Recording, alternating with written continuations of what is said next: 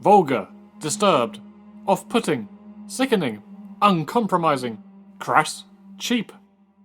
These are just some of the words I would use to describe the 2012 film Thanatomorphose. That title is a bit of a mouthful, but rather fitting for a film that is hard to stomach. The word Thanatomorphose refers to the visible signs of decomposition that occurs after death. Yummy. The film was produced in Canada, aka the land of body horror, and charts the brutal decay of a still living woman. Appropriately, this movie will get under your skin.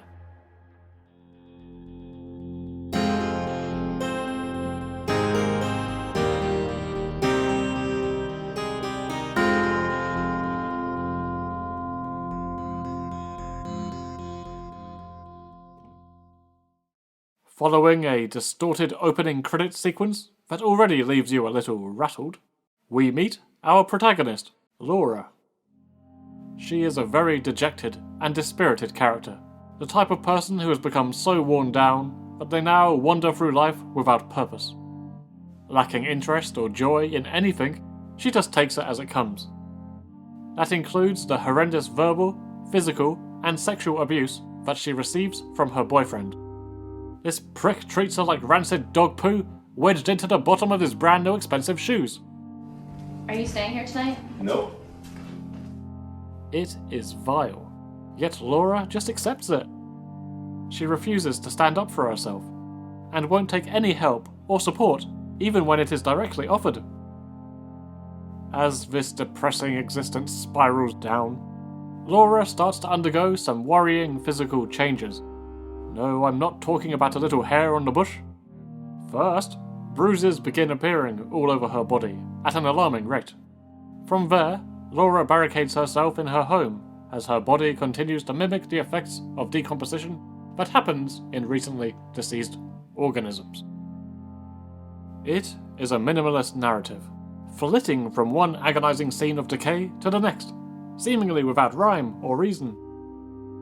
Don't bother looking for the usual safety nets of story, structure, or taste. You will find no such comforts here. This is a film that has been actively designed to challenge you. The writer-director cited Jörg Buttgereit as one of his favourite directors, and the inspiration is evident in every gloopy frame. Thanatomorphose shares a lot in common with Necromantic. The emphasis on rotting corpses, uncomfortable footage of animals, not giving a damn about what the audience thinks, or what they don't want to see, and a heavy dose of full frontal nudity, both male and female. My censorship blowfishes are working overtime this week.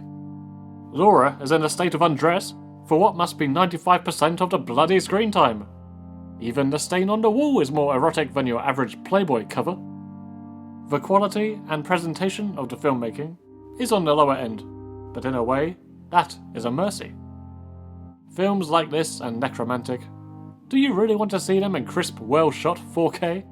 I bloody don't. I feel it is also my duty to warn of the film's amateurish flaws that keep the film at a level below Buttgereit. The directing and cinematography is flat and uninspired for the most part. The acting is painfully awful at times. Ah, fuck! Tabarnak, you didn't look at the place before renting it? Why don't you just clean it, fuck? Kidney stones. Yeah, we grow fond of those critters. Was still just a fucking dog. So, will you finish it soon? What's your fucking problem? What's your fucking problem? No thought was given to the audio, it seems. Dialogue is frequently muffled or unclear, Yeah, she tracks them like a magnet. Oh. or interrupted by a constantly creaking floorboard. No parties when we rent you the apartment, remember? Yes. Sorry. I'm sorry. You sons of bitches never heard of ADR? Or at least try another take? Or move the scene a few steps away from the floorboard of doom? Yeah, I truly hope that it doesn't. Have a good night now. Luckily, this covers up some of the poor acting, but even more luckily, there are several long stretches where not a single word is uttered, as we stick with Laura, self-isolating in her apartment.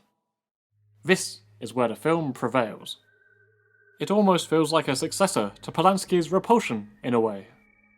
We have a young and attractive woman who is hounded by several men, so she locks herself away in her home. She suffers mental health issues brought on by sexual abuse, and then declines into deeper madness and even murder. These scenes of her very drawn-out suffering are hard to watch, but executed quite well.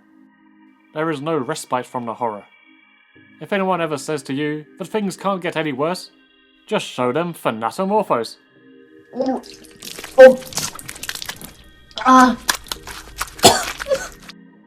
The mental state worsens, the body crumbles some more. The mental state worsens more, the body crumbles more. Rinse and repeat. Oh look, a blowjob scene. This might be a nice break. No! This is a certain type of horror film that I would label as an endurance test. It is not the type of movie I happily gravitate towards, nor enjoy recommending, but the central attraction of the living decay, and all of the phobias it entails, does, unfortunately, hook me in. I don't do well with decay. We had maggots in our green bin recently. I didn't eat for 2 days after that. After editing all this footage, which is practically wriggling off my screen from all the maggots, I think my appetite is well and truly fucked. The film's creator made the film in tandem with his master's thesis, which focused on, and I quote, body fluids in gore and porn films. Lovely. Now I just want to see the examiner's face reading that cover page. As if he was trying to create a load of references for his own essay, he made sure his debut feature film was well stocked with every type of bodily fluid known to man. Honestly, there's probably some unknown fluids in there too. But he claims the film is not gore and goop for the sake of gore and goop. He states this is an art house film. To paraphrase the man, Thanatomorphose is a study of the human condition. So says every fucking pretentious writer. But no, maybe there's some truth to this.